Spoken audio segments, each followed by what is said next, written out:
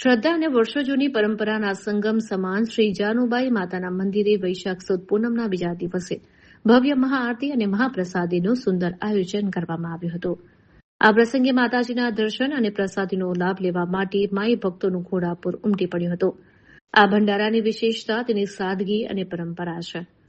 આધુનિક યુગમાં પણ અહીં સમગ્ર પ્રસાદી ચૂલા પર તૈયાર કરવામાં આવે છે. પ્રસાદીમાં ખાસ કરીને ડોલી રીંગણા, ભાત અને બાજરીના રોટલા પીરસવામાં આવ્યા હતા.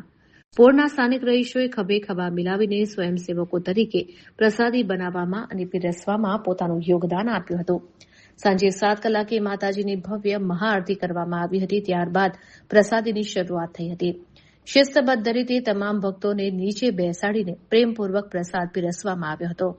મંદિરના સેવક હેમંત માળીએ માહિતી આપતા જણાવ્યું હતું કે આ વર્ષે અંદાજે 4000થી વધુ માઈ ભક્તોએ આ પવિત્ર પ્રસાદીનો આશ્વાસ માણી ધન્યતા અનુભવી હતી. આયોજન માત્ર એક ભોજન સમારંભ નહીં, પરંતુ પરસ્પર ભાઈચારો અને આપણી પ્રાચીન સંસ્કૃતિને જાળવી રાખવાનો એક અનોખો પ્રયાસ બની રહ્યો હતો. જાનુબાઈ માતા યોગ મંડળ તરફથી દર વર્ષે દક્કરપીઠા રોડ ઉપલા ફળિયા ઘનશ્યામ ચેમ્બરની સામે આ એક મંદિર આવેલું છે, જે ઘણો વર્ષો જૂનું મંદિર છે. આ મંદિરમાં દર વર્ષે દૂર દૂરથી ભાવિક ભક્તો અહીંયા ભંડારાની ખાસ મહાપ્રસાદી લેવા આવે છે. ભંડારાની વિશેષતા એ છે કે આધુનિક યુગમાં હાલમાં જોઈ રહ્યા છો કે ગેસની અછત છે.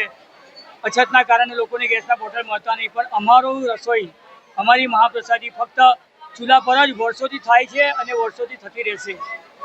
જેના કારણે લોકોને આધુનિક યુગમાંથી જૂના જમાનાની યાદમાં એક ભંડારો એવું સમજીએ તો પણ ચાલે.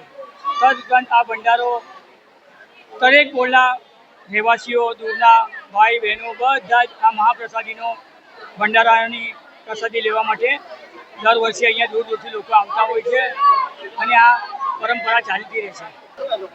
મહાઆરતી હાલમાં જ પૂર્ણ કરેલ છે. ઘણા ભાવિ ભક્તોએ મહાઆરતીનો ભાગ લીધો છે. એવી રીતે મહાપ્રસાદીમાં પણ લગભગ 4000 માણસો ભાગ લેશે અને મહાપ્રસાદી ગ્રહણ કરશે.